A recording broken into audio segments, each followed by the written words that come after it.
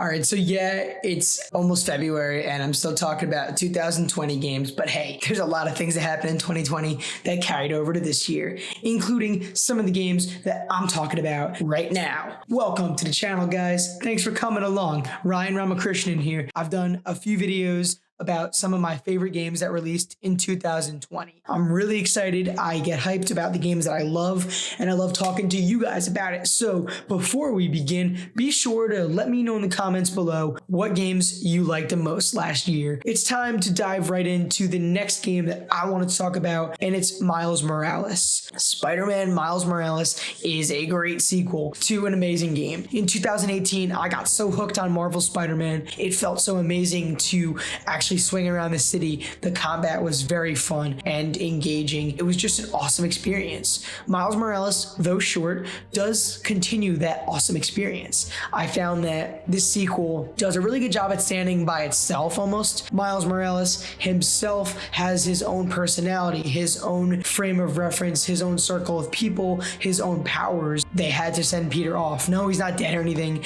You know, he went away for a little while. They did a really good job at letting him be the hero of his own story. A lot of people really came to appreciate this new Spider-Man, knowing that he's not the original, but still finding him to be very much so their hero. And that's really nice. The story is really good. I think that, like I said, it's kind of short, which is not unexpected. I knew it was going to be a bit of a smaller experience. This is not the proper Spider-Man 2, but hey, Spider-Man 1.5 or whatever you like to call it, it does tell a good story. Miles is a great character. There's a lot of charisma. He's young. He's excited for the world to see him as Spider-Man eventually, but right now he's worried about just the locals. He's nervous because he's new to it. He feels like maybe he's not going to live up to the name of Peter, but he does a pretty good job, honestly. In the end, people really respect him. Miles is a lot of fun. He has some really awesome suits. With the Venom power and the electricity, we really get to see a lot of cool things that Peter just cannot do. It's exciting playing as Miles to do that because I love those Venom punches, and when you throw the enemies up in there and take them down, awesome stuff going on. Really cool abilities that I think make Miles so unique, and I love that about it. So yeah, I mean, Miles Morales is so much fun to play. I expected nothing less coming from Insomniac after Spider-Man, and they deliver. It's so good. Swinging around the city, it just flows so well. Again, it looks great. It feels great. You could do all the tricks in the air, which is really fun. I love it. You know, just doing as many backflips as I can before landing, obviously without even hurting myself at all. I love it. It's fun to look at. It's really fun to play. I originally played this game on PS4. I beat the game on PS4, but then I got a PS5 somehow, and I'm playing it now, you know, New Game Plus, trying to 100% it, stuff like that. And visually and just performance-wise, it's great. Once I switched over to 60 frames per second, mind-blowing, like how, like I noticed the difference. And I haven't really seen that with any other games yet, really, because I've never PC gamed, and you notice it in some more than others, and Miles looks great in 60 frames, and the graphics are amazing. Photo mode is one of my favorite things just in games. I love it. It's just so much fun. I found myself screenshotting so many different custom photos in there, cutscenes even, like in the middle of that, I'll pause the game.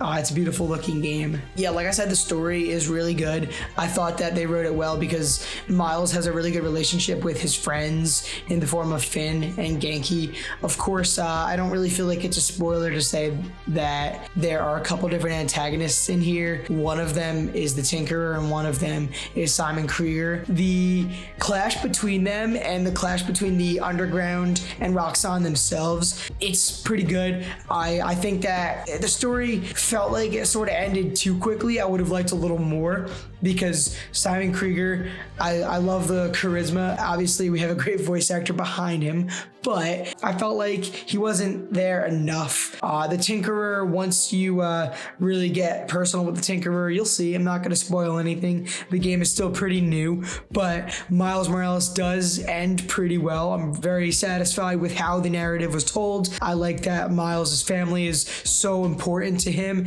and we see his mom, we see his late father father, his uncle, people popping up, people talking to him. It's very, very nice the way they did it. I found that this is just a great character. I look forward to the sequel for Spider-Man where potentially we'll be able to play as Pete and Miles. I think that would be really awesome. Not going to spoil that post-credit scene, but yes, it's a Marvel property. Of course there's a post-credit scene. It shows something, again, that is just going to get you really excited for the sequel to Spider-Man. I'm really, really satisfied with Insomniac's work in this game. I think that it sort of just came out of nowhere, in my opinion. I didn't expect a Miles Morales game like this to come out 2 years later, but it delivered pretty much on all fronts. The only thing that, it fell short was that it did feel like a smaller package. But once you started swinging around and doing tricks and trying to complete all those benchmarks, having fun just fighting enemies because it's so much fun, because the combat is amazing. There's replay value in it. You'll put more hours in it than you plan to if you like it because of all the side content. And like I said, I just